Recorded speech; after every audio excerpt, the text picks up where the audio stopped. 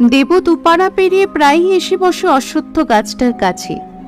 শেষ যেদিন রিক্সা ভ্যানে সব মালপত্র চাপিয়ে রওনা দিয়েছিল ওরা নতুন বাড়ির পথে, দেবু যতক্ষণ দেখা যায় গাছটাকে ততক্ষণ তাকিয়েছিল গাছটার দিকে। মনে হচ্ছিল দীর্ঘ নিঃশ্বাসের শব্দ ভেসে আসছে। বাতাস ভারী হয়েছিল। গাছে ঝুড়ি বেয়ে অসংখ্য প্রশ্নবোধক চিহ্ন নেমে আসছিল।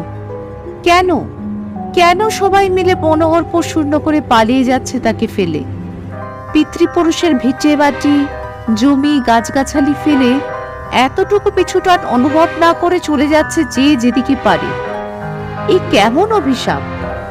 প্রশ্নটা দেবকেও রাত দিন তাড়া করে মারে। যদিও কেউ এই নিয়ে কোনো আলোচনাতে যেতে চায় না, সন্তর্পণে এড়িয়ে যায়, পাছে আরো বিপদ এসে জোটে।